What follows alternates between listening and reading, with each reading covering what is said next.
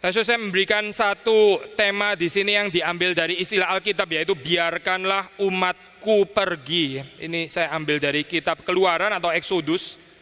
Lalu subtitlenya adalah ibadah sebagai tujuan Injil keselamatan. Ibadah sebagai tujuan, goal dari Injil keselamatan. Kedua hal ini adalah hal yang tidak bisa kita pisahkan satu dengan yang lain. Kita perlu untuk memikirkan kaitan antara setelah orang bebas dari Injil, lalu apa? Saya akan menggunakan alat bantu slide di sini supaya bisa sedikit lebih memudahkan kita untuk mengikuti outline dari pembahasan. Yang pertama kita akan bicara tentang beberapa prinsip Alkitab tentang ibadah. Ini bukan komprehensif, sudah nggak lengkap, pilihan selektif. Saudara tentu saja bisa menambahkan bagian-bagian yang lain. Karena di dalam kesempatan keterbatasan waktu kita nggak mungkin untuk bisa bahas semuanya. Tapi ini beberapa yang penting at least yang kita gumulkan. Sebelum masuk ke dalam prinsip pembahasan Alkitab, saya ingin mengutip pertanyaan terkenal dari Westminster Catechism. Ya. Pertanyaan, apakah yang menjadi tujuan hidup manusia yang paling tinggi? Di dalam pertanyaan yang pertama, satu pertanyaan yang terkenal dari Katekismus Westminster itu, saudara bisa membelinya di toko buku Momentum, sudah diterjemahkan di dalam bahasa Indonesia. Katekismus singkat Westminster, di situ pertanyaan pertama menanyakan tujuan hidup manusia yang tertinggi itu apa? Lalu dijawab dengan, yaitu supaya manusia boleh memuliakan dan menikmati Allah. The chief end, tujuan akhir, tujuan yang paling puncak dari hidup manusia, yaitu supaya manusia boleh memuliakan dan menikmati Allah. Kita sebagai manusia itu adalah makhluk yang diciptakan dengan satu tujuan.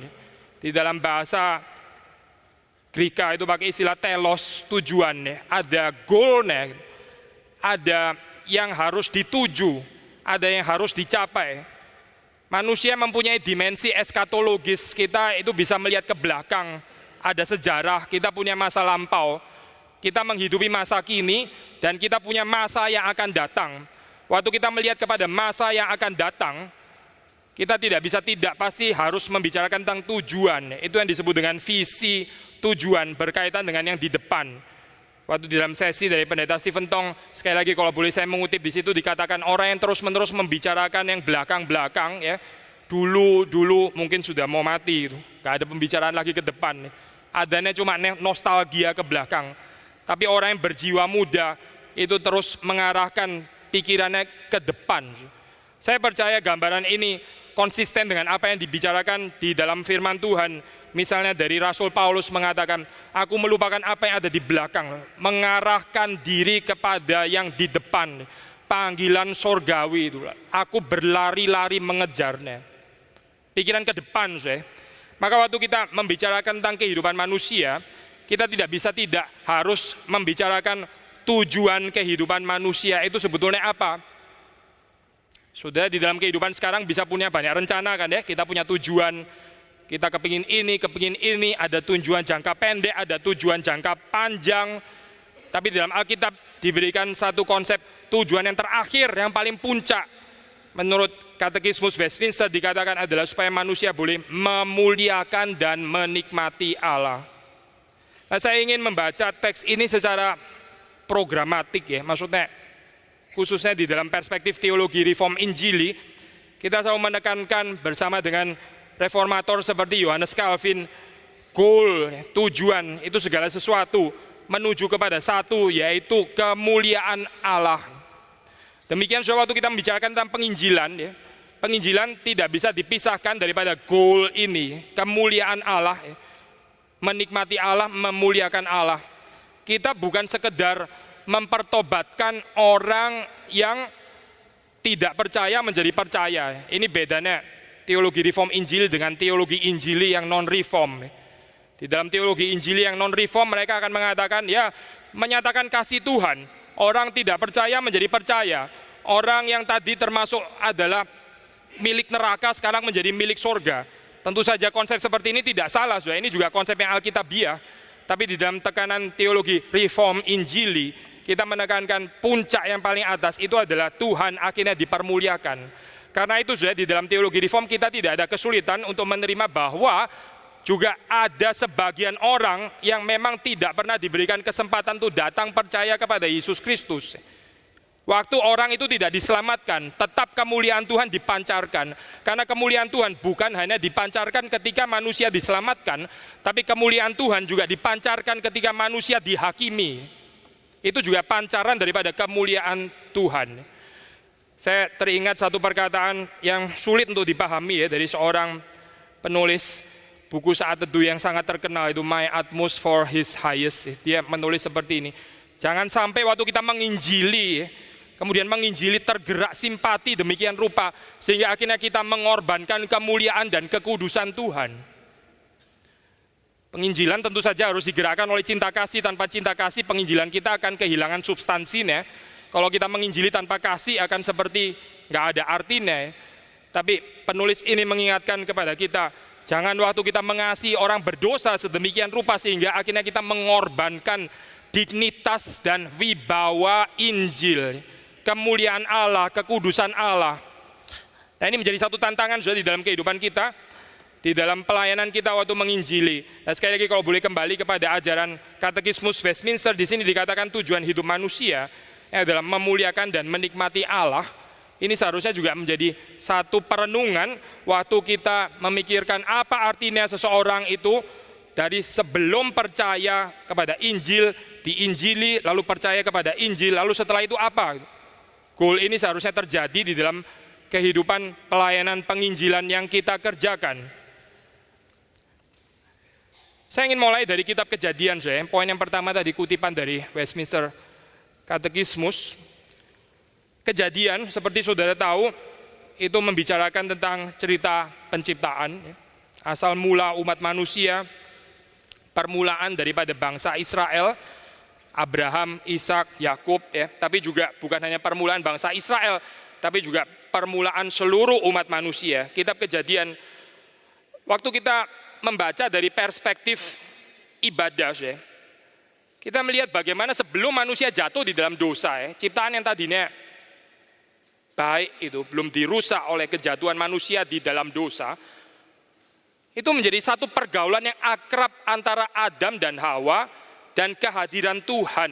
Kehadiran Tuhan, Tuhan berjalan-jalan di taman, itu menjadi sesuatu yang menyejukkan, menjadi sesuatu yang menyenangkan. Kita percaya Adam dan Hawa pasti merindukan saat-saat seperti itu. Dia bisa bersekutu dengan bebas dengan kehadiran Tuhan. Waktu Tuhan hadir begitu menyenangkan, begitu dirindukan, begitu intim.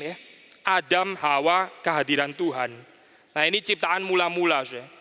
Supaya pembicaraan tentang kehadiran Allah ini menjadi satu tema besar di dalam kitab-kitab berikutnya dari Pentateuch, 5 kitab Musa itu. Waktu kita memikirkan tentang ibadah, kita tidak bisa tidak harus memikirkan tentang kehadiran Allah yang khusus. Apa bedanya orang Israel, umat Israel dengan bangsa-bangsa lain? Karena umat Israel mempunyai bait suci. Lalu apa?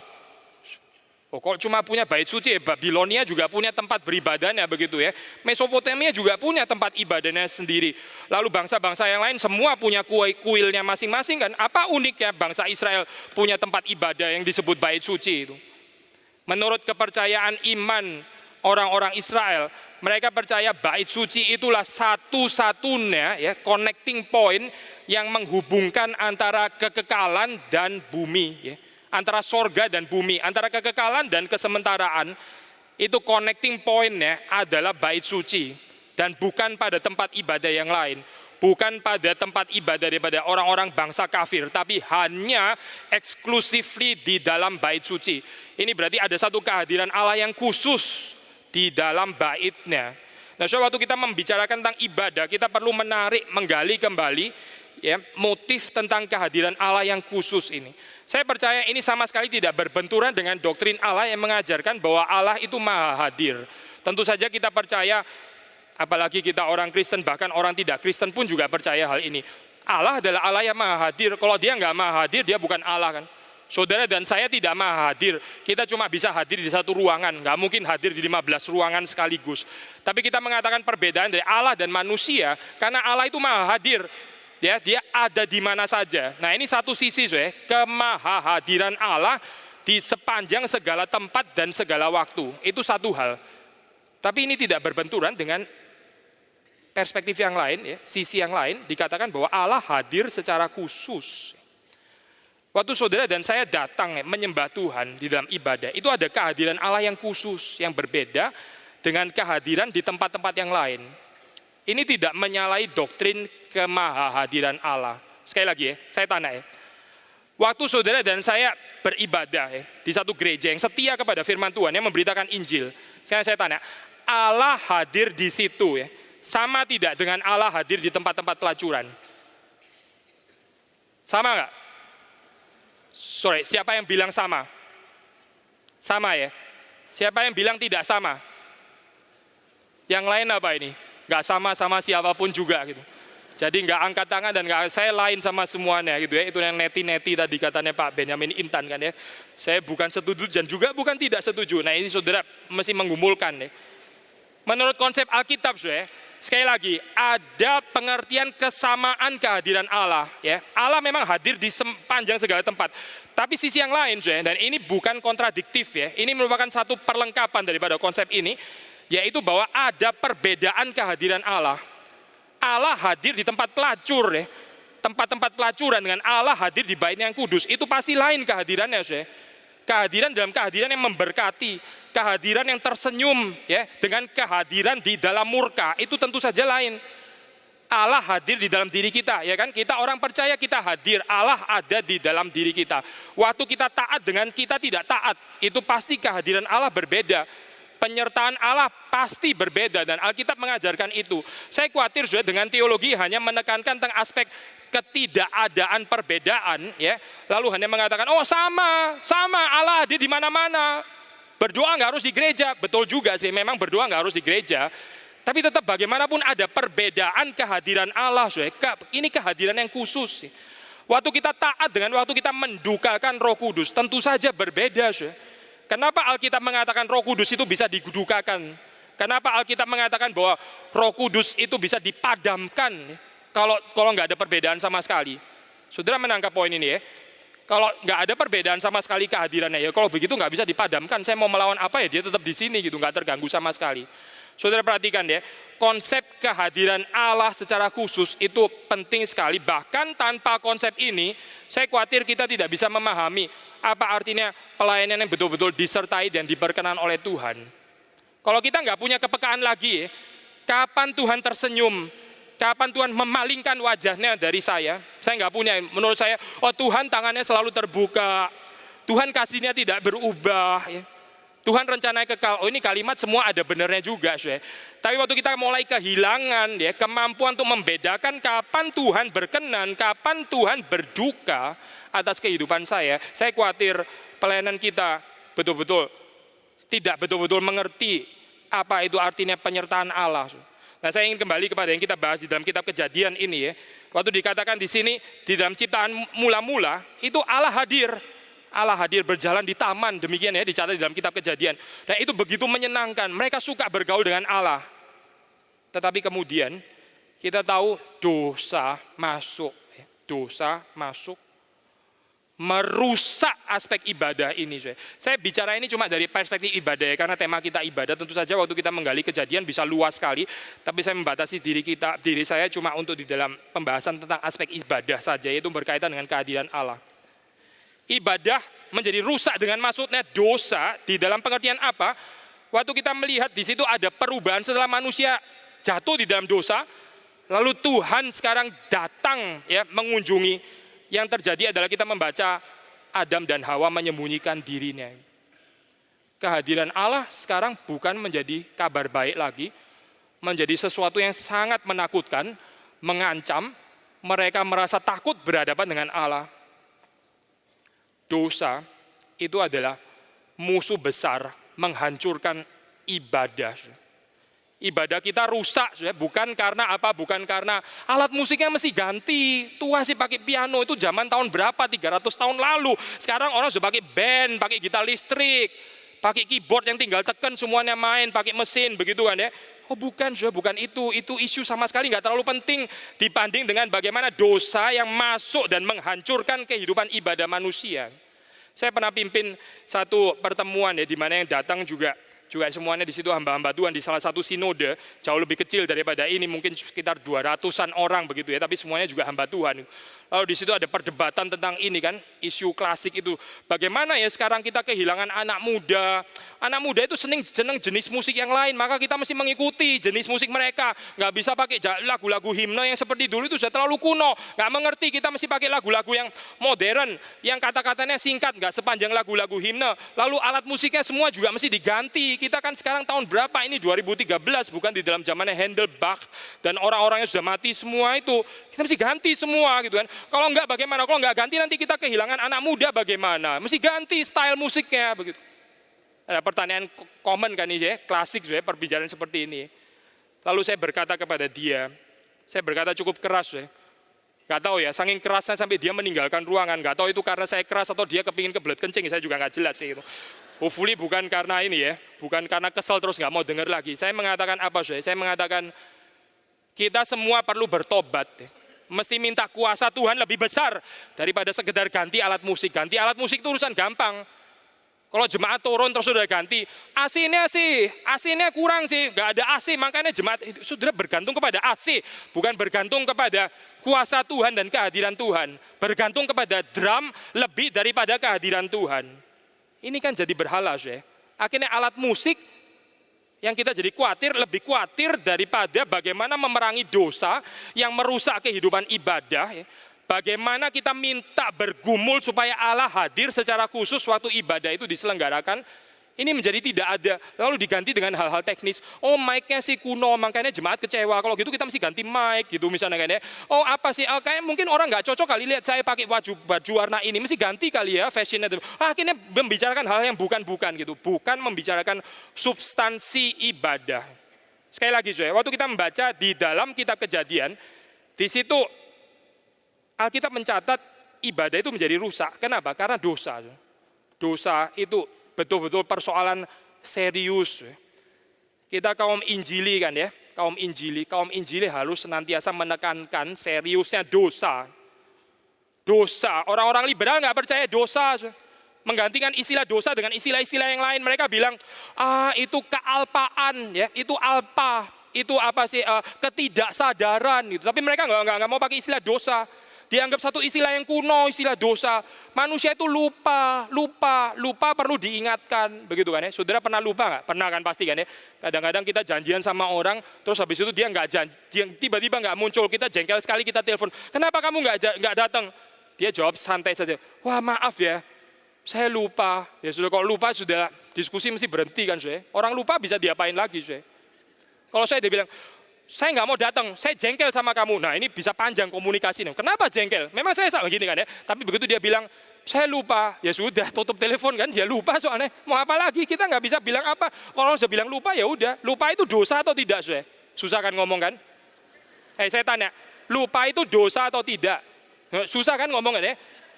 Lupa mungkin bukan kali ya. Nah ini orang-orang liberal nggak mau pakai istilah dosa. Pakai istilah lupalah, tidak sadarlah.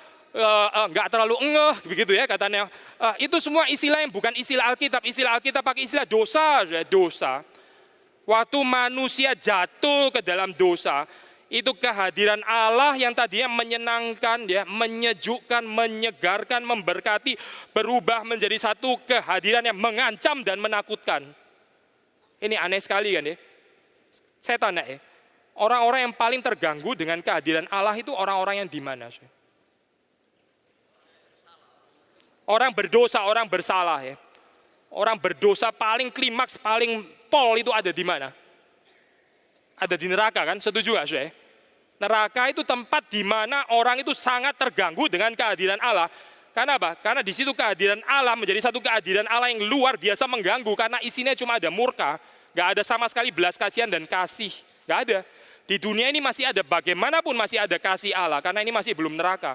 Tapi di neraka sama sekali gak ada kehadiran Allah yang memberkati itu. Bahkan mungkin Allah tidak hadir sama sekali di situ. Atau hadir di dalam kepenuhan murkanya.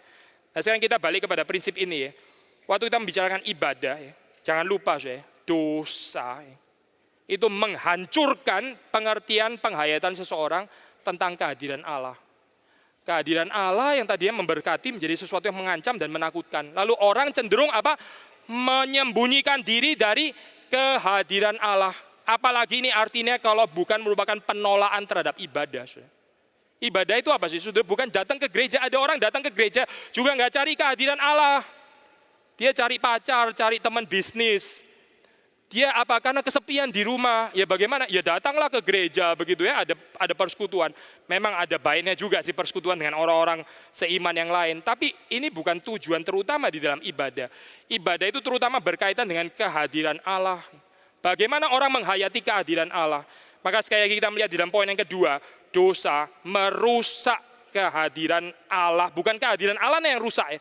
Persepsi kita tentang kehadiran Allah. Bagaimana kita menghayati kehadiran Allah. Jadi sama sekali berbeda dengan tadi sebelum manusia jatuh di dalam dosa. Yang lebih konyol lagi, bukan hanya manusia mulai merasa kehadiran Allah itu mengancam dan menakutkan, tetapi kita melihat bahkan akhirnya manusia apa? Diusir. Diusir dari mana sih? Dari Taman Eden. Maksudnya apa sih?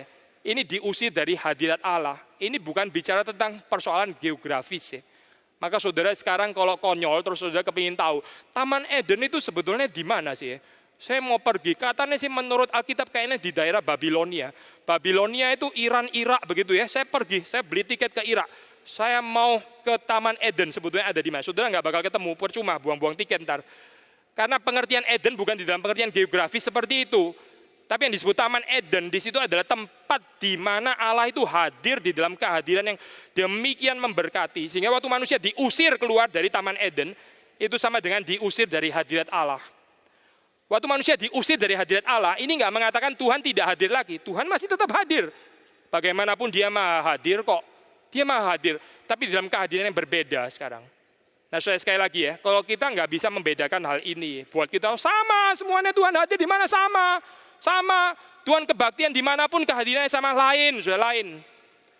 Gereja yang setia memberitakan Injil, gereja yang setia kepada firman Tuhan, kehadiran Tuhan di dalam gereja itu pasti berbeda dengan gereja yang nggak percaya Yesus itu Tuhan, yang rasa nggak usah penginjilan, ya. Kita yang penting menjaga tradisi, kebudayaan, adat istiadat, pasti lain, sudah pasti lain. Gereja yang bergerak memberitakan Injil kepada orang-orang yang di luar pasti berbeda kehadiran Tuhan dengan gereja yang tidak bergerak. Terus di dalam saja begitu ya, nggak usah keluar dan sebagainya. Pasti berbeda, saudara. Maka di sini kita melihat ada gambaran perbedaan, ada shift, ada perubahan tentang pengertian hadirat Allah di situ. Saya sekarang menuju ke cerita yang lain yaitu tentang Kain dan Habel, masih dalam kaitan ibadah. Kalau tadi poin yang awal-awal kita membicarakan tentang pentingnya hadirat Allah dan bagaimana dosa itu merusak pengertian tentang hadirat Allah. Waktu kita membaca Kain dan Habel, ya, saudara menemukan baik di dalam pembacaan Kejadian 4 ataupun Ibrani 11 ya. Enggak cukup hanya dengan Kejadian 4. Saya ingin kita membaca bagian ini ya. Kita membaca bagian ini. Lalu dari firman Tuhan kita akan melihat mengapa di situ ya. Persembahan Kain ditolak, persembahan Habel diterima.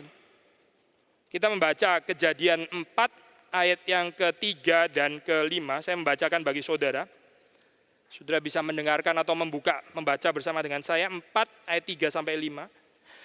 Setelah beberapa waktu lamanya, maka Kain mempersembahkan sebagian dari hasil tanah itu kepada Tuhan sebagai korban persembahan. Habel juga mempersembahkan korban persembahan dari anak sulung kambing domanya. Saudara perhatian, yakni lemak-lemaknya.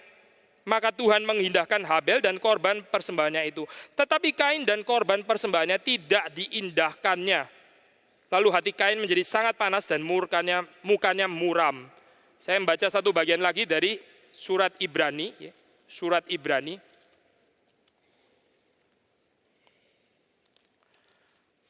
Surat Ibrani kita membaca pasal yang ke-11, bagian tentang iman ya, yang sangat penting itu. Ayat yang keempat, karena iman Habel telah mempersembahkan kepada Allah korban yang apa? lebih baik daripada korban Kain. Dengan jalan itu ia memperoleh kesaksian kepadanya bahwa ia benar karena Allah berkenan akan persembahannya itu, dan karena iman ia masih berbicara sesudah ia mati. Ini penulisan dari surat Ibrani melengkapi kitab Kejadian. Kita melihat yang membedakan apa di situ. Waktu dikatakan Habel mempersembahkan, dia memilih yang terbaik, lemak-lemaknya. Itu menunjuk kepada Yesus Kristus adalah anak domba yang tidak bercela dan gak ada cacat, yang sempurna.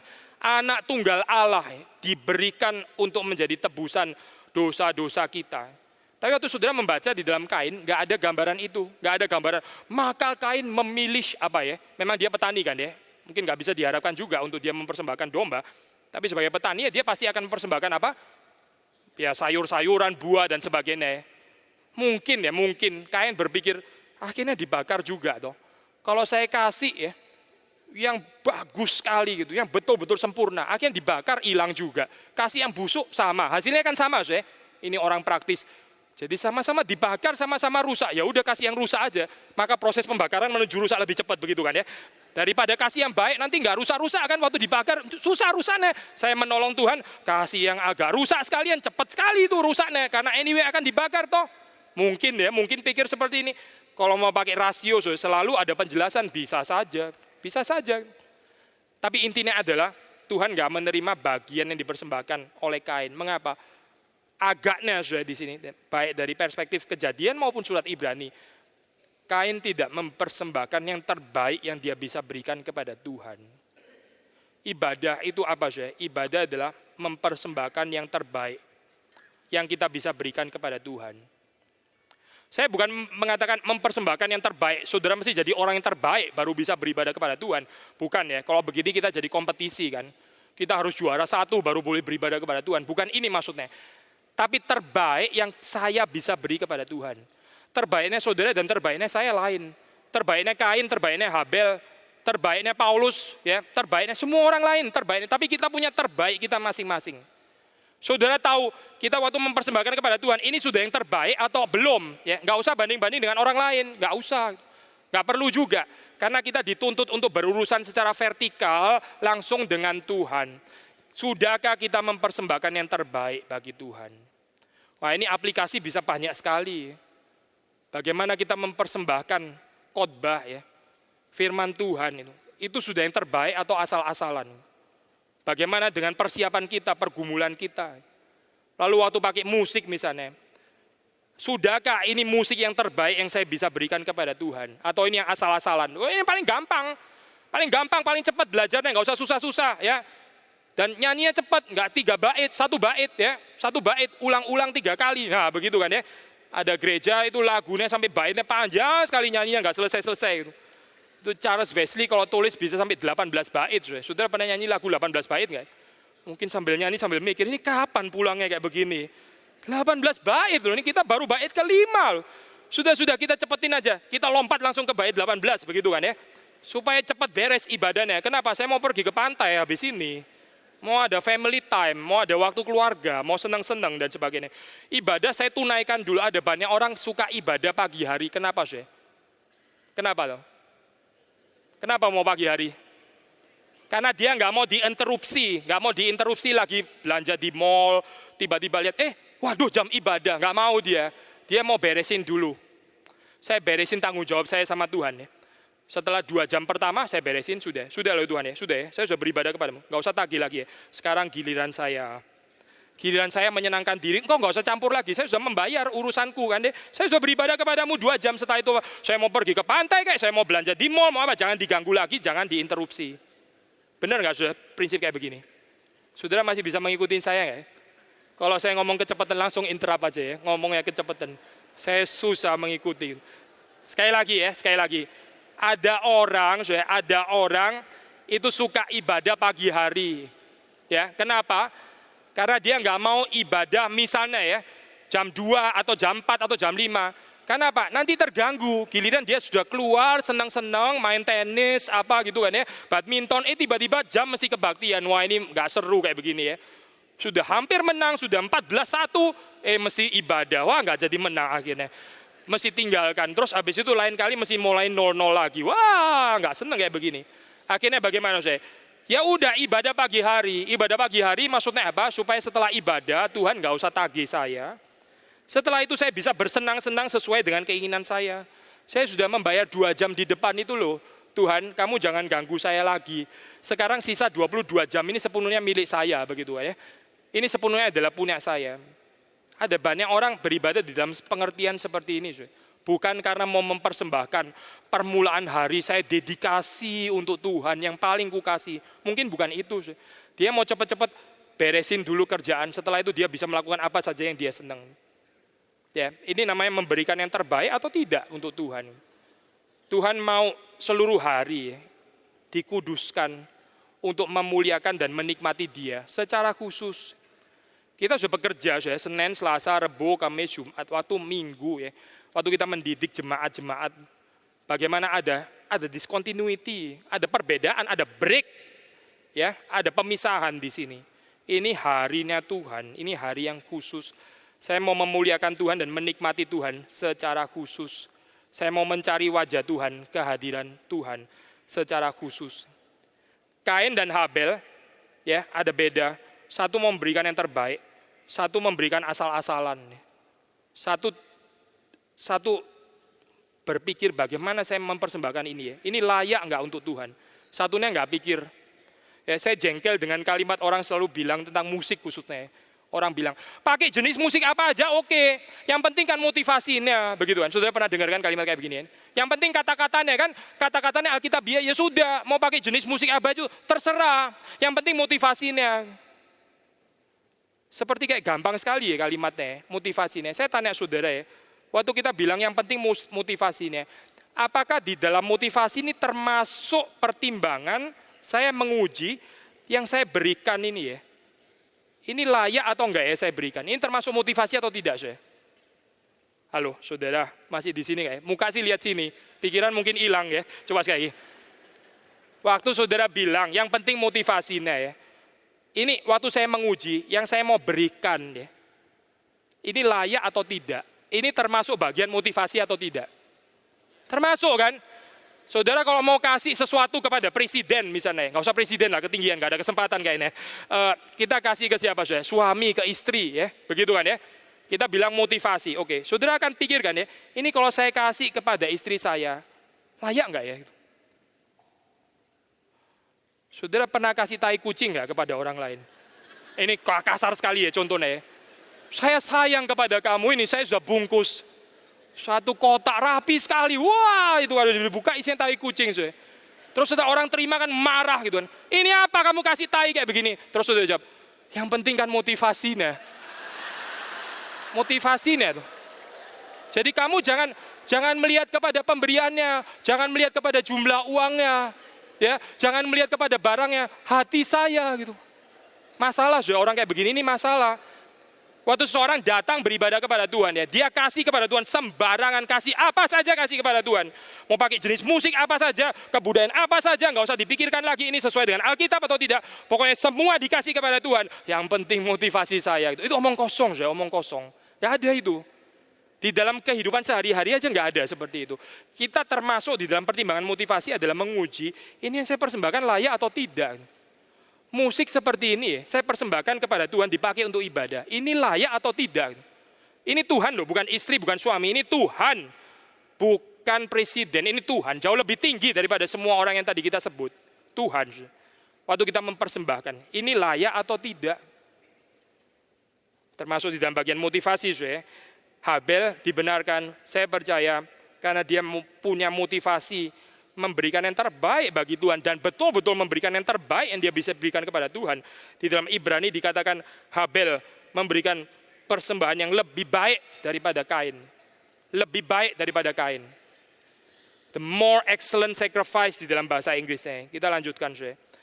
Nah, sekarang kita masuk di dalam kitab Keluaran ya. Kitab Keluaran ini menarik saudara, karena kalau kita membaca di situ ada ayat yang sangat penting ini ya. Umat Israel dijajah oleh Mesir ya, di dalam penguasaan Fir'aun. Lalu Musa dipanggil Tuhan untuk mengeluarkan umat Israel keluar dari Mesir. Ini cerita paralel, ya, paralel menjadi tipologi di dalam istilah Alkitab, ya, di dalam istilah teologis, maaf, tipologi menunjuk kepada Yesus Kristus, ya. Jadi umat Israel di dalam perbudakan Mesir itu seperti manusia berada di bawah perbudakan dosa, ya. Lalu Mesir, ya, Firaun itu seperti iblis, seperti kuasa dosa. Waktu umat Israel dibebaskan oleh Musa, Musa itu seperti Yesus Kristus yang membebaskan manusia berdosa keluar daripada perbudakan dosa.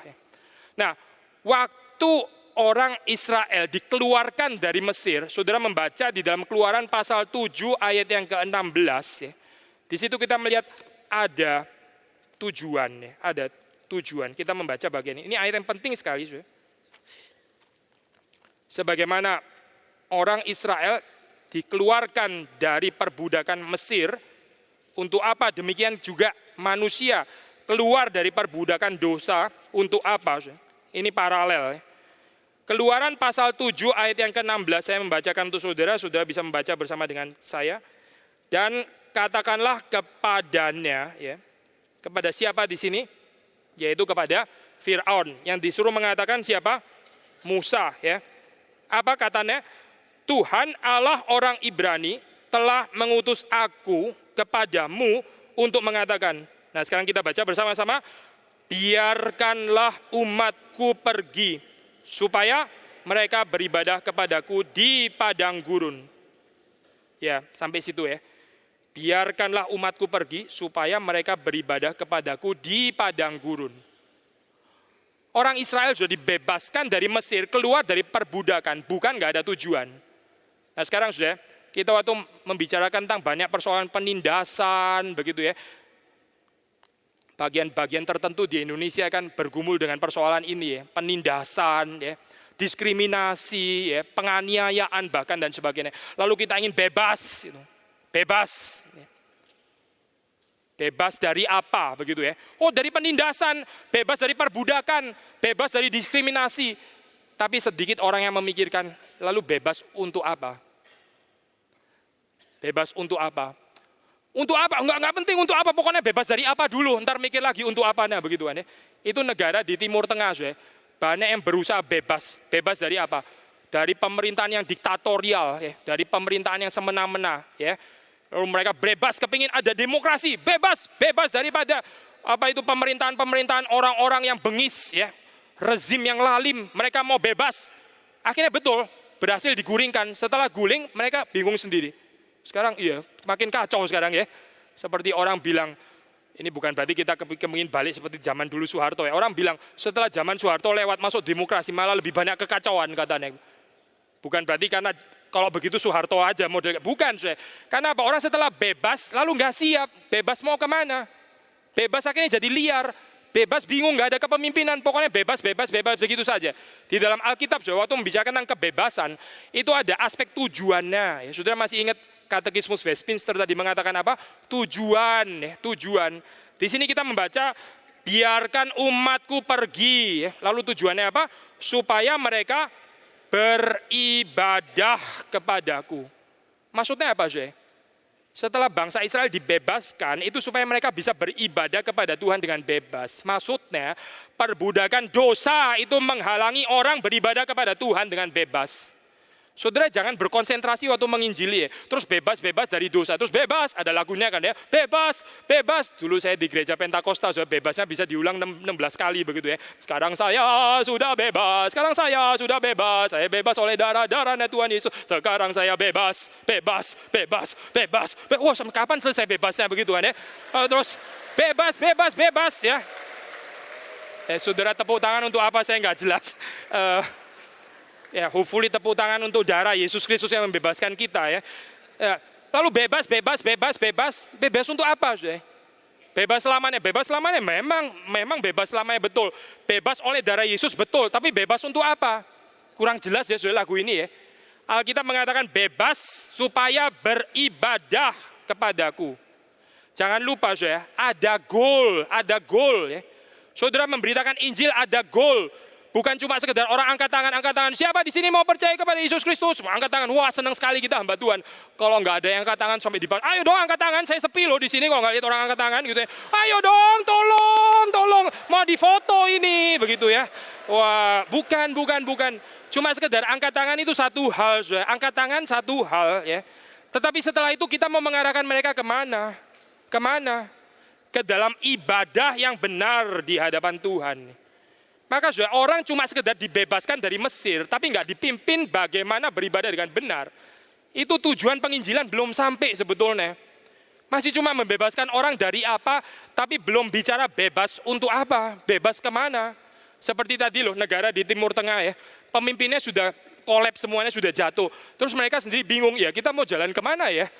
Nggak ada lagi yang menindas kita, nggak ada perbudakan, tapi kita mau kemana sekarang? Bingung ya, nggak ada pemimpin yang visioner yang mengarahkan, nggak ada tujuan, akhirnya mereka jadi berantem satu dengan yang lain ya, menjadi satu kebebasan yang liar. Kita membaca di dalam Keluaran pasal yang ke-7 ya, di sini dikatakan tujuannya adalah supaya mereka bisa beribadah ya, beribadah kepada Tuhan. Dosa ya, menghalangi ibadah. Tujuan Tuhan itu adalah supaya manusia boleh beribadah kepada Dia. Westminster Confession. Apakah tujuan hidup manusia? Saya sedikit agak provokatif ya. Saudara perhatikan ya. Bukan mengatakan supaya manusia bebas dari dosa, bukan loh. Saudara mengerti nggak bedanya? Westminster Katekismus mengatakan tujuan puncak hidup manusia adalah supaya manusia memuliakan dan menikmati Allah. Pentingkah manusia bebas dari dosa? Penting, tapi kenapa? Karena dosa menghalangi, gak bisa memuliakan dan menikmati Allah. Dosa itu menghalangi manusia gak bisa beribadah. Fokusnya itu adalah ibadah sebetulnya. Tuhan membebaskan, mengeluarkan dari Mesir, bukan karena Tuhan itu sudah enek banget, gak senang diskriminasi bangsa Mesir, bukan. Karena di dalam perbudakan Mesir, bangsa Israel tidak bisa beribadah dengan benar. Gak bisa beribadah dengan bebas. Jangan kehilangan fokus. Setelah Injil apa? Ibadah. Kita teruskan. Kita sudah bahas poin ini ya. Injil, setelah Injil apa? Yaitu supaya manusia boleh beribadah dengan bebas. Maka betapa pentingnya ya saudara sebagai hamba Tuhan, sebagai pendeta, sebagai pimpinan gereja ya. Selain kita juga memikirkan tentang teologi penginjilan, saudara harus dengan serius memikirkan teologi ibadah. Gak ada teologi ibadah yang berpusat kepada firman Tuhan ya. Penginjilan seperti sia-sia, cuma membebaskan orang terus setelah itu orang bingung semua. Setelah itu apa? Dan betul saudara, waktu saudara membaca di dalam Keluaran, bangsa Israel pun juga ada bingungnya. Ada saatnya mereka ingin kembali ke Mesir kan? Mereka mau ke Mesir, enak dulu di situ ada daging, di sini semua mana ya? Di mana cuma ada mana ini kayak begini. Yang lain begitu, saya nggak bisa makan cuma ini doang. Saya perlu menu yang komplit, paling sedikit 15 macam masakan. Tuhan menunya itu terus. Mana, besok mana apa ini kayak begini. Lalu mereka kepingin balik lagi ke Mesir. Yes. Sekali lagi ini seperti apa? Tipologi yang melambangkan kehidupan manusia setelah diinjili ya. Dia nggak menemukan satu ibadah yang benar, akhirnya bagaimana? Kepingin hidup apa? Berdosa lagi. Berapa banyak sudah orang Kristen bukan tidak pernah mendengar Injil, bukan tidak pernah angkat tangan waktu di KKR. Angkat tangan, terima Yesus. Tapi nggak ada pengarahan kepada ibadah yang benar di mana mereka menikmati Tuhan. Akhirnya hidup mulai merasa bosan, ya. Hidup mulai merasa kering, terus mereka kepingin lagi kembali ke Mesir. Kepada perbudakan dosa, kayaknya dulu lebih nikmat ya. Sekarang jadi orang Kristen, kok lebih membosankan, lebih kering, isinya cuma salib, mana sukacitanya begitu kan ya. Lalu seperti kayak begini, wah nggak seneng, saya kepingin di Mesir, meskipun dipukulin ya, meskipun ditempeleng dan sebagainya, nggak apa-apa, at least bisa makan daging begitu kan ya. Mereka menukar ya kehadiran Allah, menukar kehadiran Allah dengan kenikmatan yang sementara. Maka alangkah pentingnya waktu kita menggumulkan ibadah di dalam gereja kita masing-masing. Ini apa yang sedang terjadi di sana? Ya, ada ibadah itu yang panjangnya ya, dan bukan panjang karena Tuhan di situ hadir secara khusus dan memberkati di dalam kepenuhan Roh Kudus, bukan, tapi panjang karena apa? Karena ditarik-tarik ya. Ada orang pembacaan Alkitab, saya pernah ikut satu ibadah, pembacaan Alkitab 70 ayat. Saya hamba Tuhan sudah mau tidur, apalagi yang bukan gitu ya. Atau mungkin saya yang kurang rohani kali ya. Dia baca Alkitab, pembacaan Alkitab 70 ayat sudah, 70 ayat. Baca sini, saya pikir sudah selesai setelah 35 ayat, sudah senang sekali. Dia bilang, sekarang kita akan membaca tulisan dari Rasul Paulus, 35 ayat lagi. Waduh, so panjang begitu ya, pembicaraan panjang sekali, liturginya panjang sekali, pujiannya panjang sekali. Akhirnya orang sudah capek semua, khotbah tinggal 15 menit begitu kan. Sudah 15 menit semuanya tidur. Karena apa? Capek dong. Tadi sudah ibadahnya begini, lompat. Capek dong setelah ini. Setelah itu tidur. Tinggal tidur. Saya bukan ini ya, saya bukan berarti saudara ibadah nggak boleh mengekspresikan. Ada tempat tuh ekspresi. Tapi perhatikan ya. Saya kutip dari pendeta Stephen Tong. Giliran kita bicara, ya, Tuhan harus dengar. Giliran Tuhan mau ngomong lewat firman-Nya, saya tidur. Ini fair atau tidak, saudara? Ya, giliran saya bicara, saya memuji Tuhan, saya berdoa, minta Tuhan dengar. Giliran Tuhan mau bicara sama saya ngantuk sekarang, capek, sudah terlalu banyak gerak tadi. Terus tidur gitu ya, terus ngantuk-ngantuk. Wajar sih ngantuk-ngantuk, karena sudah kepanjangan semua sebelumnya. Nggak proporsional lagi akhirnya. Nah, sekali lagi saudara, saya ingin kita sebagai pimpinan gereja boleh mengumulkan dengan serius ibadah kita itu setiap minggu. Apa yang sedang terjadi di sana? Kita mencari apa di sana? Ya, sekedar mengeksplor kebudayaankah, adat istiadat atau dekorasi ruangan, atau saudara bergumul untuk minta kehadiran Tuhan secara khusus, yang ini melampaui semua yang lain. Di dalam pengertian ini, kitab Keluaran, manusia dibebaskan dari dosa, Injil, supaya manusia boleh beribadah. Saya tertarik dengan kalimat di sini dikatakan padang gurun, ya, beribadah kepada Tuhan di padang gurun. Ya. Kita tanya, kenapa enggak balik lagi ke Taman Eden? Kan bagus kan? Katanya sudah jatuh dalam dosa, kalau Tuhan menebus balikin lagi, begitu kan ya? Saudara nangkep nggak ya? Itu kalau ada tip itu bisa di rewind, tahu di rewind apa? Dibalikin lagi. Ya, itu dibalikin lagi ke track pertama begitu kan. Mesinnya kan begitu. Jadi sudah jatuh dalam dosa, di rewind dong sama Tuhan. Balik lagi seperti sebuah. Oh tidak, Tuhan nggak balikin ke Taman Eden. Tuhan taruh setting ibadah di mana? Di padang gurun. Saya percaya ini prinsip yang penting ya untuk kita renungkan. Beribadah di padang gurun. Berbahagia saudara ya, kalau saudara melayani di tempat yang lebih mirip padang gurun daripada kota metropolitan kayak Jakarta begini. Ini panggil orang untuk mendengar Injil ya. Terlalu sombong orang di kota besar. Saya pelayanan, saya nggak usah sebut daerahnya mana ya. Pelayanan di satu kota, bukan di Jawa, di luar pulau. Di satu kota yang agak besar, apa itu, kabupaten, ibu kota apa, kabupaten. Lalu pergi ke tempat yang lebih kecil. Yang pergi ke tempat besar, waduh saya, orangnya itu sombongnya.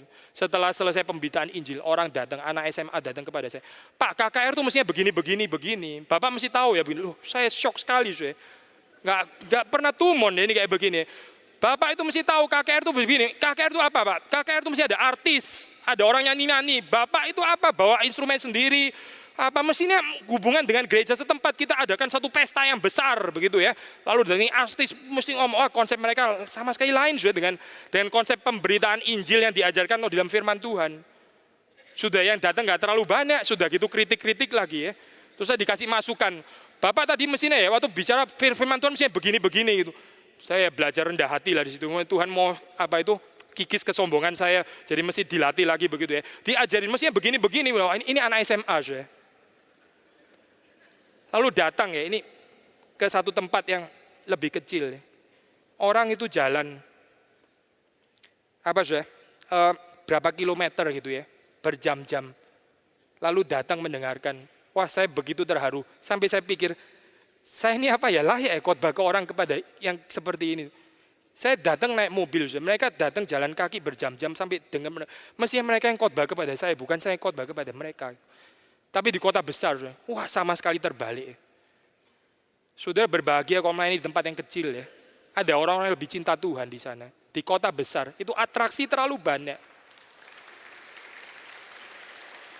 Ya ini Tuhan yang menghibur ya, bukan perkataan saya. Ini Tuhan yang menghibur saudara. Betul saya, betul. Kadang saya kalau kepingin ya, berpikir ini pribadi, saya kepingin lebih melayani di tempat yang tenang, yang ada gunungnya, yang ada sungai, supaya lebih bisa merenungkan keindahan ciptaan Tuhan gitu ya, daripada di sini semua kanan kiri lihat beton gitu dan isinya macet di mana-mana. Tapi ya panggilan Tuhan di sini apa boleh buat. Nah, saudara, waktu di sini dikatakan bangsa Israel ini dipanggil keluar beribadah di padang gurun. Sekali lagi pertanyaan kita, kenapa bukan di Taman Eden? Nah, ini menjadi satu ujian ya, ujian. Bagaimana mereka belajar untuk mencukupkan diri dengan pemeliharaan Tuhan. Mencukupkan diri dengan pemeliharaan Tuhan. So, ini ada kaitan sangat erat dengan teologi ibadah. Di dalam 1 Timotius 6 ayat 6, so, ini ayat yang penting sekali ya, dikatakan di situ Paulus mengatakan kepada Timotius, ibadah yang disertai dengan rasa cukup memberi keuntungan besar. Bahasa Inggrisnya itu contentment. Rasa cukup itu maksudnya bukan ibadah yang cukup, bukan. So, ini kalimat bisa agak membingungkan ya. Ibadah yang disertai dengan rasa cukup maksudnya apa? Ini rasa cukup itu lawan katanya adalah orang yang serakah. Sudah tahu ya, ada orang yang serakah, apa-apa nggak puas, cinta uang. Ini bukan rasa cukup. Sebaliknya adalah orang yang punya rasa cukup. Rasa cukup itu apa? Dia bisa hidup di dalam keadaan apapun. Seperti Paulus mengatakan, tidak ada bagiku yang menjadi rahasia. Aku tahu apa artinya kelimpahan. Ya, Paulus waktu masuk ke kota besar, dia nggak jadi silau, wah ini kota besar ya, terus kayak jadi orang yang, wah langsung mendadak matanya silau, terus kepingin mengingini apa itu kehidupan kota besar. Tidak, nggak penting itu bagi Paulus. Segala sesuatu ku anggap rugi, itu sudah seperti sampah. Ya, aku tahu apa artinya kelimpahan. Kelimpahan tidak menyilaukan mata Paulus, tapi Paulus juga mengatakan, aku tahu apa artinya apa kekurangan.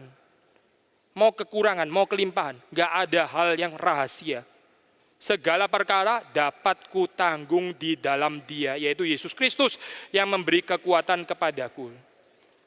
Ya, sudah kembali kepada pengertian ini ya, ibadah disertai rasa cukup. Maksudnya orang yang jiwanya ya, disertai dengan ucapan syukur, puas di dalam Tuhan, bisa menghitung berkat Tuhan, bukan terus mengeluh, komplain, Tuhan masa melayani di sini terus sih, kenapa saya nggak pernah masuk ke tingkat yang lebih tinggi. Ini orang yang bukan rasa cukup ya, ini orang yang mengeluh, orang yang bersungut-sungut, nanti mirip nasibnya seperti bangsa Israel.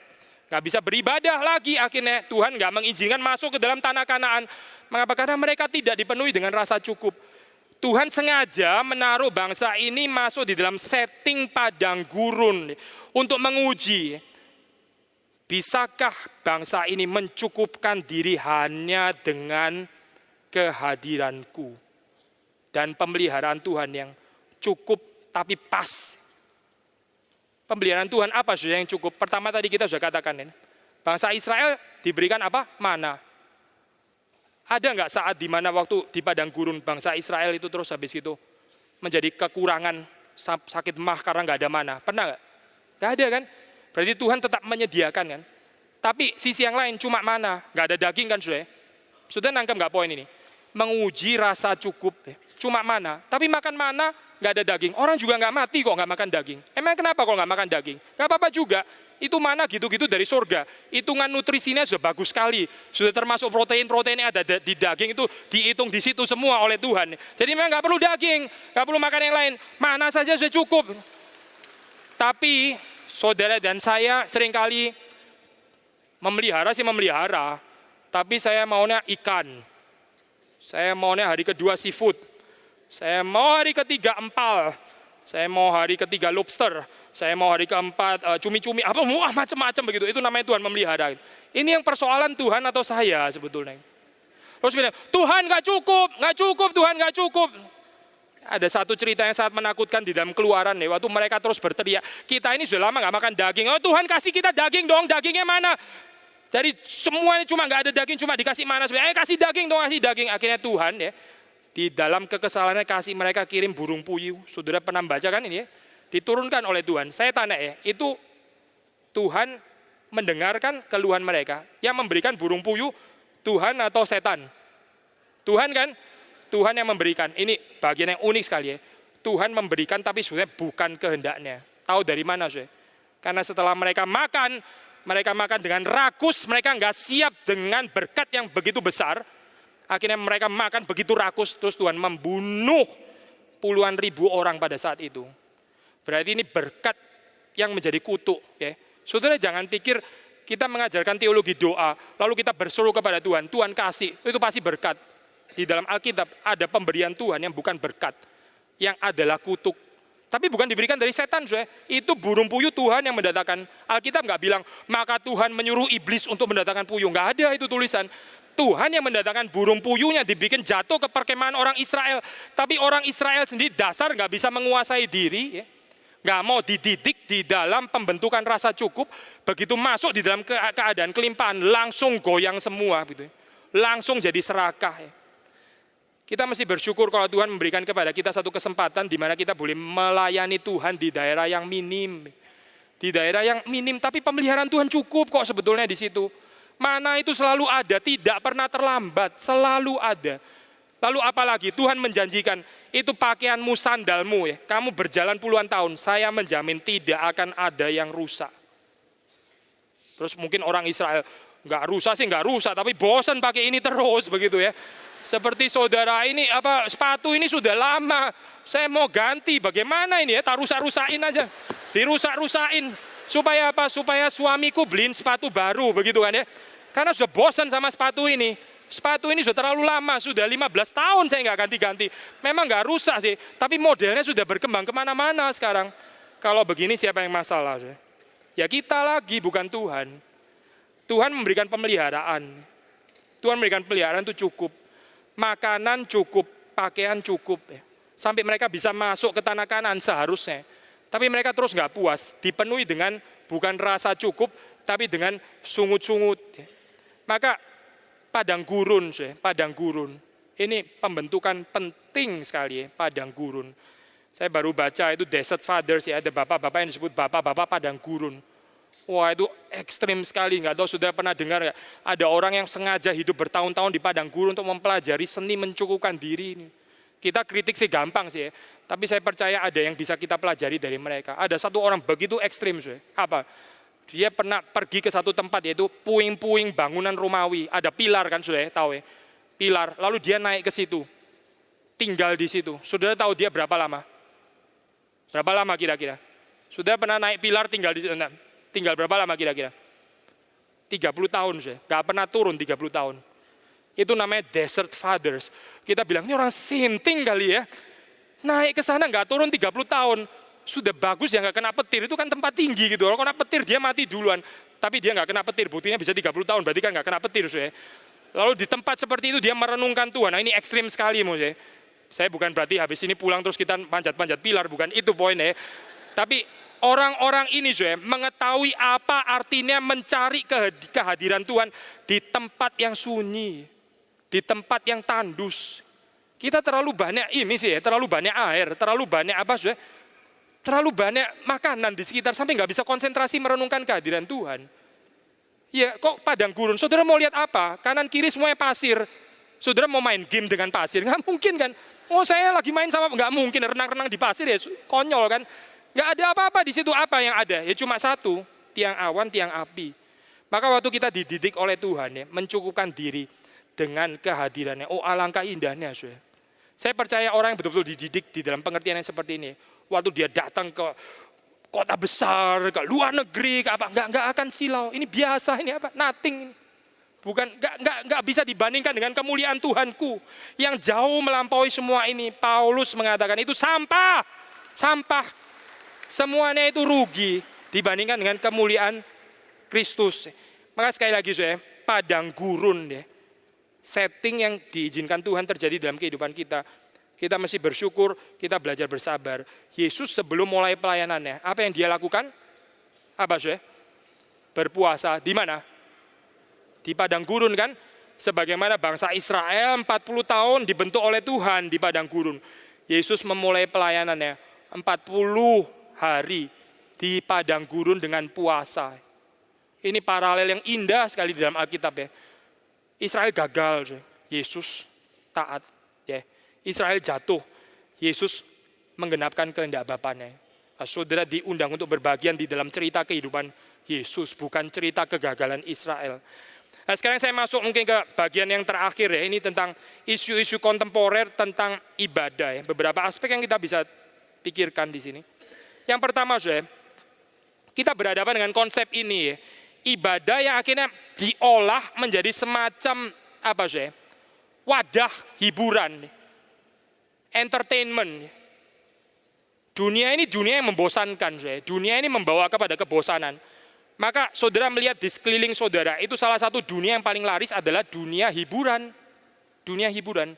Saudara jangan pikir di tempat-tempat tempat-tempat yang sederhana nggak ada dunia hiburan cuma ada di kota besar. Oh tidak, di tempat sederhana ada hiburannya juga, hiburan ala tempat sederhana. Di kota besar punya hiburannya. Manusia itu nggak bisa hidup tanpa hiburan. Sebetulnya bukan hiburan sih yang lebih tepat ya. Manusia itu nggak bisa hidup tanpa menikmati. Itu yang lebih tepat. Manusia nggak bisa hidup tanpa menikmati. Tapi persoalannya adalah manusia nggak mau menikmati yang benar, nggak mau menikmati diri Allah. Akhirnya manusia masuk ke dalam kenikmatan-kenikmatan yang berdosa, menggantikan kenikmatan akan Allah. Nah inilah persoalan di dalam hidup manusia. Nah sekarang saudara, ada ibadah yang diolah demikian rupa. Sebagai apa? Memuaskan manusia, entertainment. Saya pernah lihat saudara, satu kebaktian ya, satu kebaktian di YouTube ya, di rekaman-rekaman video. Ada kebaktian itu yang depannya apa saudara? Ada orang main sulap lah, ada orang akrobat begitu. Jadi betul-betul dikemas sebagai hiburan. Orang datang ke sana bukan untuk beribadah kepada Tuhan, tapi untuk menikmati hiburan. Ya seperti kayak nonton sirkus. Ada satu gereja yang di dalamnya itu orang penyembahnya ada saltonya begitu. Ini mau apa sih gitu ya? Menyembah Tuhan dengan salto gitu. Saya nggak tahu liturgisnya mimpinnya bagaimana. Mari kita berikan salto kepada Tuhan, gitu kali ya. Nggak ngerti saya apa ngomongnya. Itu orangnya salto begitu saya. Ini mau apa sebetulnya? Tapi ini masuk gedung sirkus atau masuk gedung gereja? Ini betul-betul ada saya, gereja seperti itu. Lalu sangat menarik, orang yang datang itu wah ribuan saya. Ribuan ya, semuanya tertarik. Karena apa? Karena Senin sampai Sabtu sudah bosan sekali. Datang ke gereja seperti itu mesti seperti masuk ke gedung bioskop. Ya, ada gereja sekarang saya. Gereja apa saya? Gereja nggak cukup gereja, ya ini pengembangan fenomena modern. Di sebelahnya ada kolam renang, di sebelahnya lagi ada apa? Lapangan tenis begitu ya. Di sebelahnya ada lagi mungkin meja biliar atau apa begitu. Wah, sambil ke gereja sambil mainan begitu. Karena apa? Karena mau coba untuk mengakomodasi keinginan manusia, tapi bukan keinginan Tuhan. Ya, berusaha menghibur manusia, bukan menghibur Tuhan. Ini problem saya. Kalau kita cara berpikir kita sudah terbalik ya, akhirnya semuanya jadi jungkir balik. Ya pertanyaannya, kita di dalam ibadah menyenangkan Tuhan atau menyenangkan manusia? Ini nggak bisa dua-dua ya. Saudara harus memilih menyenangkan Tuhan atau menyenangkan manusia. Khotbah juga begini, saudara menyenangkan Tuhan, mau membicarakan apa yang menjadi isi hati Tuhan atau berusaha untuk mengesankan pendengarmu. Menyenangkan manusia, kasih cerita lucu-lucu, wah saudara kasih kalimat-kalimat yang tinggi-tinggi, wah pemikiran yang rumit diajak putar ke sana sini sampai semua orang, wow pendeta saya keren ya begitu ya, wah pendeta saya ini hebat loh begitu. Akhirnya mulai menyenangkan manusia, bukan menyenangkan Tuhan, bukan sharing apa yang menjadi isi hati Tuhan. Itu bukan pergumulan pertama, tapi dia panik sekali, gugup sekali untuk mempertahankan mukanya sendiri. Nanti orang berpikir apa tentang saya kalau saya naik di sini. Pendeta-pendeta seperti ini, mendingan nggak usah khotbah, mendingan berhenti khotbah. Mungkin jadi badut lebih cocok gitu ya, karena memang panggilannya di situ, menghibur manusia kan dia jadi badut daripada jadi pengkhotbah. Yang berikutnya, ini isu kontemporer. Kita mesti belajar percaya, ini poin yang juga sudah ditekankan oleh pendeta Stephen Tong ya. Dignitas dan kewibawaan seorang pelayan firman sebagai wakil Allah. Saudara berdiri, ini bukan mewakili siapa-siapa. Saudara bukan naik ke sini terus, aduh saya nggak ada gelar. Bukan itu. Saya naik ke sini, aduh saya orang miskin. Bukan itu. Saya naik di sini, saya mewakili Tuhan. Ada satu pengkhotbah, itu saya lupa, kalau nggak Martin Lloyd Jones ya Charles Spurgeon, sudah tahu ya, itu dua pengkhotbah yang sangat diberkati Tuhan. Lalu mereka pernah ditanya, itu orang yang pelayanan mengisi sampai ke universitas-universitas yang sangat bergengsi seperti di Oxford, seperti di Cambridge. Lalu pernah ditanya, wah Pak bagaimana ya waktu melayani di universitas seperti itu, Universitas Oxford gitu, apa rahasianya tetap bisa melayani di sana gitu. Martin Lloyd Jones jawab apa sih? Dia seorang yang terdidik loh. Sebetulnya dia bisa jawab begini, Oh, saya nggak minder. Tahu nggak, saya juga lulusan Oxford. Saya ini dokter kerajaan, masuk ke dalam Royal Fellowship of ini apa, itu circle-nya dokter-dokter kerajaan. Jadi saya nggak minder waktu Lloyd Jones bisa balas kayak begitu. Tapi tidak, dia nggak mengatakan seperti itu. Dia bukan bermegah di dalam kekuatan manusia. Dia mengatakan apa? Kenapa masih berani khotbah di Oxford? Mereka cuma orang berdosa yang perlu ditegur dosanya. That's it, selesai. Mereka ini cuma orang berdosa. Orang-orang di Oxford, universitas yang sangat itu cuma orang berdosa. Dan saya di sini mewakili Tuhan, menegur dosa mereka. Ada dignitas, ya, ada kewibawaan, nggak ada perasaan minder sama sekali. Karena kita bukan membangun dignitas kewibawaan dengan cara kemegahan dunia, bukan. Ada orang yang minder sekali melayani di satu jemaat yang mungkin isinya lebih banyak orang kaya, terus dia pikir saya nggak terlalu kaya, seperti kayak agak minder. Nggak ada perlunya, ya. Itu menghina kemuliaan Tuhan. Saudara bukan datang dengan kekuatan kekayaan, saudara bukan datang dengan kekuatan berapa tinggi IQ saudara, bukan. Saudara datang dengan wibawa ilahi.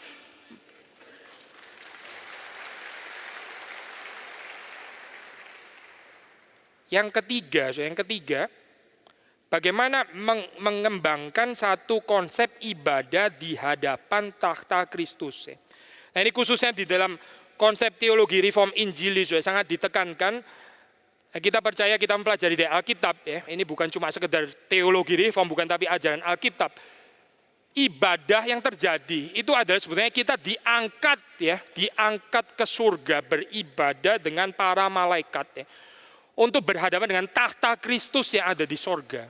Saya percaya, orang yang mengembangkan ibadah di dalam pengertian seperti ini, ya, heavenly worship, ini ibadah surgawi. Ini bukan ibadah yang sedang terjadi di Jakarta lah, Purwokerto atau Mojokerto, Parlilitan, bukan.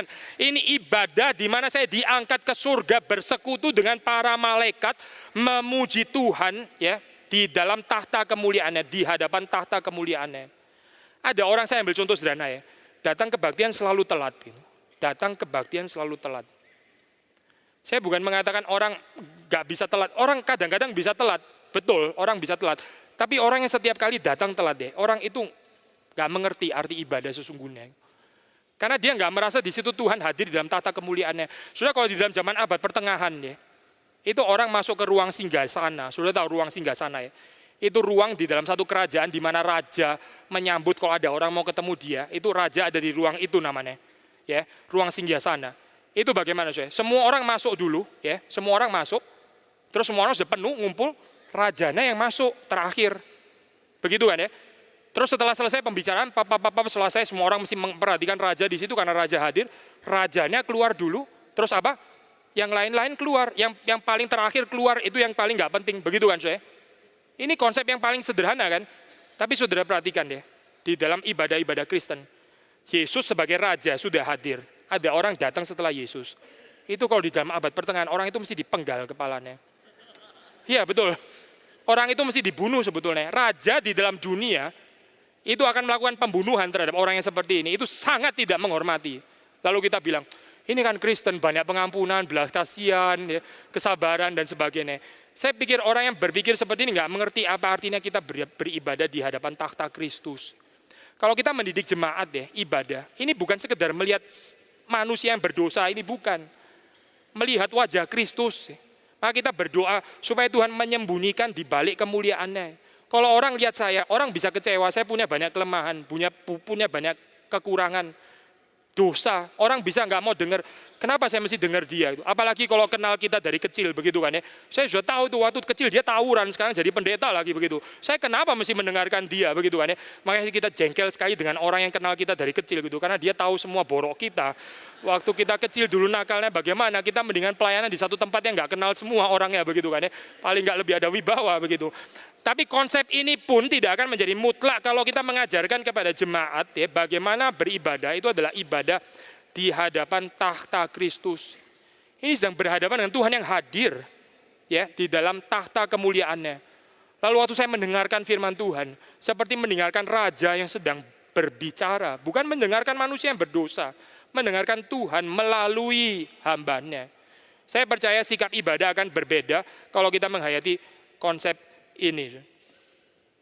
Ya, konsep berikutnya adalah ibadah, ya, kita perlu hati-hati untuk membedakan.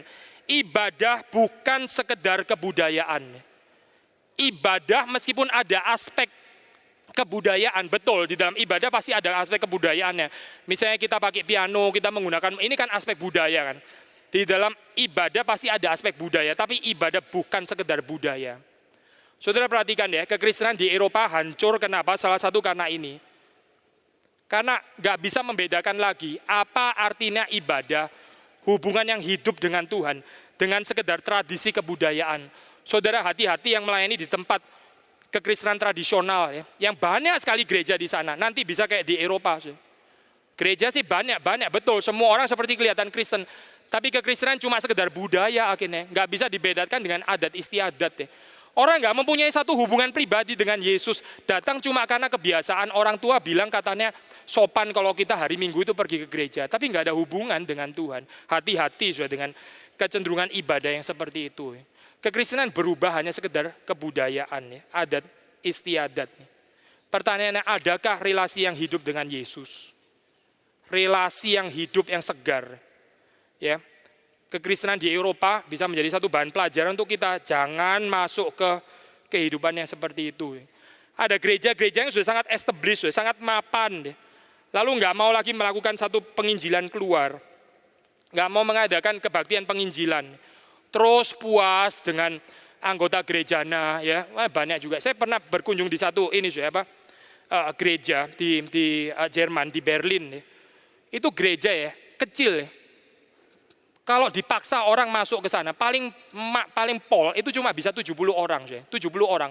Itu sudah nggak enak sekali, 70 itu sudah ses-sesan. Sudah tahu anggotanya yang terdaftar di gereja itu berapa orang? 1.500 orang.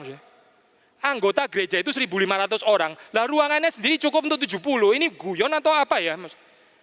Saudara pernah nggak punya gereja? Ini anggota saudara berapa? 15.000 misalnya. Lalu gerejanya cuma cukup untuk 30 orang. Ini badut atau apa sih? Gereja di Jerman kayak begini loh saya. Orang otomatis kalau mengisi di dalam formulir ya, begitu dia cantumkan agama saudara apa? Kristen, begitu kan ya? Begitu tulis Kristen. Kristen apa? Kristen Protestan. Lalu langsung itu diatur oleh negara. Oh, karena kamu alamatnya di sini, kamu langsung otomatis terdaftar di gereja itu. Tapi bersamaan dengan itu juga store pajak ke negara, begitu ya. Maka gereja ini anggotanya 1.500, ruangannya sendiri cuma cukup untuk 70 orang. Sudah pasti nggak ada 1.500 orang, 1.500, 700 pun nggak ada. Yang datang 70 orang juga nggak ada, tapi anggotanya bisa 1.500. Ini apa maksudnya? Kekristenan menjadi cuma sekedar agama registrasi, tapi nggak betul-betul beribadah kepada Tuhan. Kalau dibilang Kristen ya, Kristen gitu ya, tapi Kristen tradisional saja, nggak ada hubungan dengan Tuhan sebetulnya. Kita mesti hati-hati dengan ibadah yang bergerak ke arah sini. Yang berikutnya, ini poin yang saya nggak boleh terlalu lama karena saya percaya nanti akan di-tackle lebih detail oleh Pendeta Tumpal kalau saya nggak salah ya. Pendeta Tumpal akan mengaitkan pentingnya antara kebutuhan hamba Tuhan yang perlu senantiasa mengisi diri. Poinnya apa, Kita sebagai pelayan firman, ya, kita sebagai pengajar, bahkan juga sebagai penginjil, kita harus senantiasa menghadirkan kesegaran di dalam pemberitaan pelayanan yang kita kerjakan. Jangan sampai akhirnya karena kita nggak mengisi diri, lalu terus khotbahnya itu terus begitu ya. Akhirnya orang itu rasa, aduh kalimat ini lagi. Ini lagi. Akhirnya jadi kalimat klise gitu.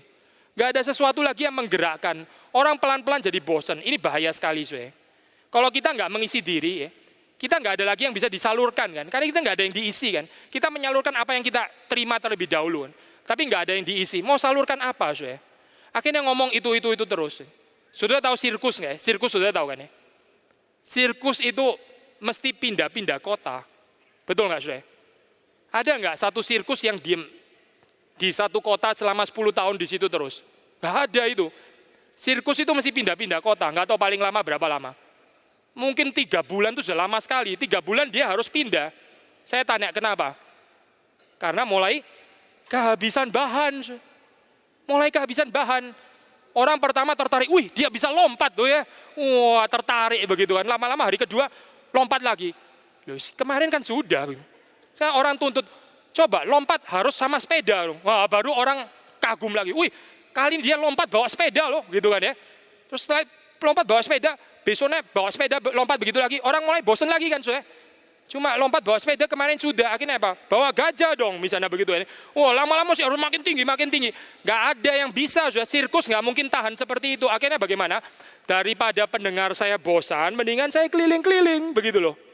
Keliling-keliling itu saya bisa pakai ayat khotbah yang itu terus, tanpa orang menjadi bosan karena orangnya ganti terus. Tapi saudara dan saya yang melayani satu gereja mesti khotbah di situ terus. Nah inilah kecelakaannya, ya. Sekaligus tantangannya, ya. Pendengarku ini terus, gitu. Pak Tong pernah cerita ya, satu orang yang sangat suka dengan khotbahnya. Kemudian dia khotbah di tempat lain, orang itu saking kagumnya ikut gitu. Khotbah di tempat lain ikut lagi. Pertama seneng, lama-lama jadi, waduh ini orang ikut terus ya. Berarti nggak bisa khotbah yang sama, mesti ganti khotbah. Karena diikuti orang terus. Dan yang ikut bukan 1, 2, 50 gitu misalnya. Waduh ini mesti ganti khotbah kalau begini. Karena ini orang ikut terus. Lama-lama mau jadi mengganggu gitu ya. Tadinya senang jadi mengganggu.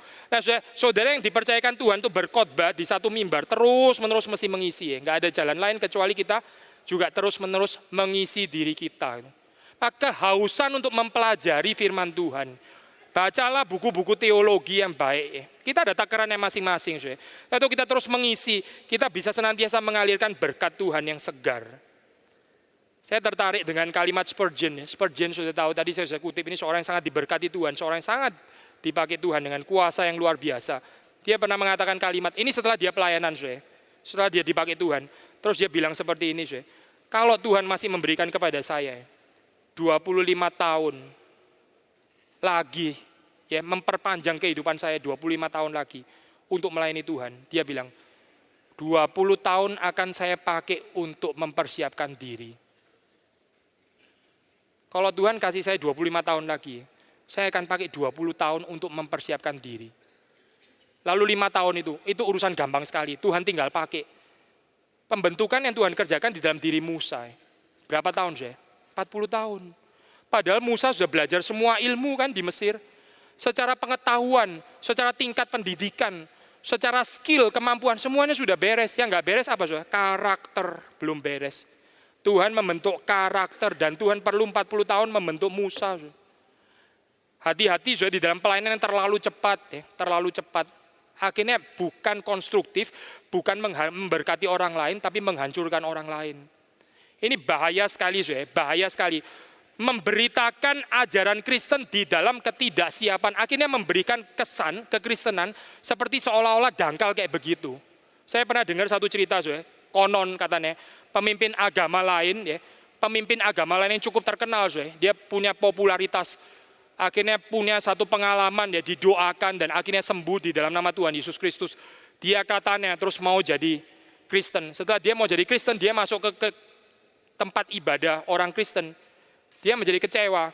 Loh, ini cuma begini toh, ajarannya putar-putar ini terus. Percaya kepada Yesus, engkau akan disembuhkan. Saya sudah sembuh, gimana sekarang?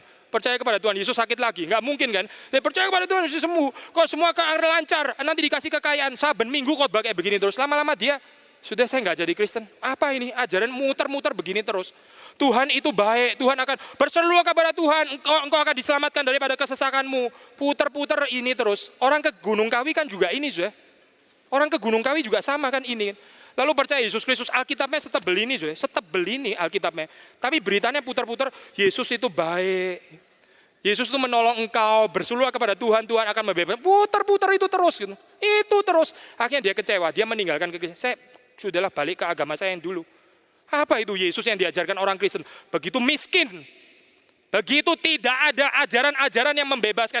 Itu terlalu cetek ajaran seperti itu. Ini menghina nama Tuhan gara-gara pendeta tidak mempersiapkan diri dengan baik. Akhirnya kemuliaan Tuhan dirusak. Kita mesti takut dan gentar ya waktu melayani Tuhan. Saya bukan berarti saudara mesti jadi orang yang pengetahuannya penuh sekali baru melayani. Bukan. Setiap kita punya takaran. Tapi sekali lagi ya, kalau boleh belajar dari seorang Spurgeon, kalau Tuhan memberi saya 25 tahun, saya pakai 20 tahun untuk mempersiapkan diri. Spurgeon yang sangat diberkati Tuhan. Dia rasa nggak cukup, perbekalannya begitu kurang, begitu minim. Ini seorang Spurgeon, apalagi saudara dan saya. Alangkah jauh lebih harus belajar lagi daripada seorang Spurgeon yang perlu untuk mengisi diri. Maka ini bagian daripada ibadah yang diberkati Tuhan, saya percaya adalah orang-orang yang hamba Tuhannya di situ terus-menerus mengisi diri mereka. Ya, ini terakhir. Kepenuhan Roh Kudus di dalam pelayanan ibadah, kehadiran Tuhan. Tadi kita sudah mengatakan kalimat ini, kepenuhan Roh Kudus di dalam pelayanan ibadah. Di buku Saudara Acara ada satu kutipan dari John Sung yang bagus sekali kalimatnya. Kita baca bersama-sama. John Sung di halaman 13.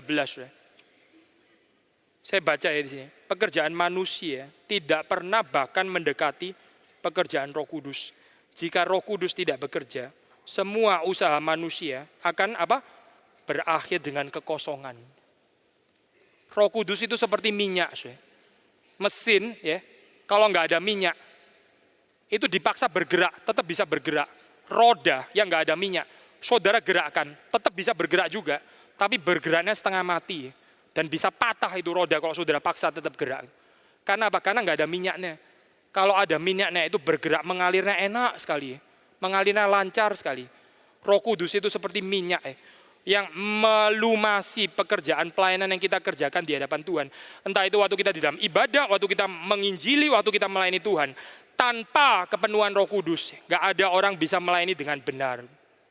Hati-hati waktu kita mulai kehilangan passion, waktu kita mulai kehilangan gairah untuk mencari Tuhan. Lebih daripada yang lain. Yakub waktu dia bergumul mau bertemu dengan Esau, dia seperti memegang Tuhan. Jikalau engkau tidak memberkati aku tidak akan membiarkan engkau pergi. Ini bukan doa memaksa, bukan. Saudara salah kalau membaca ini sebagai doa yang memaksa. Ada banyak orang kelihatan seperti kayak berserah sekali, padahal sebetulnya nggak punya gairah untuk mencari wajah Tuhan. Lalu dia bilang, saya nggak mau memaksa Tuhan, saya orangnya mah rileks, saya orangnya sih tergantung kepada Tuhan, bukan tergantung kepada Tuhan. Di dalam bahasa Indonesia ada perbedaan istilah berserah dan terserah. Sudah tahu nggak bedanya? Berserah dan terserah itu ada bedanya. Apalagi menyerah itu lain lagi Berserah itu apa? Kita bukan menyerah, kita bukan terserah. Terserah itu orang yang tidak peduli. Tapi orang yang berserah itu seperti Yakub. Dia nggak mau melepaskan Tuhan kecuali engkau memberkati aku. Seperti nggak mau Tuhan itu pergi. Berkati aku, kehadiranmu. Tolong konfirmasikan kehadiranmu. Kalau enggak saya enggak akan pergi dari sini. Wah sudah, kalau pelayanan kita dipenuhi dengan spirit yang seperti ini, saya percaya kehidupan kita akan dipakai Tuhan dengan jauh lebih efektif. Tuhan akan pakai kita jauh lebih berkuasa menjadi alat Tuhan yang semakin memancarkan kemuliaan Tuhan. Kiranya Tuhan memberkati kita semua.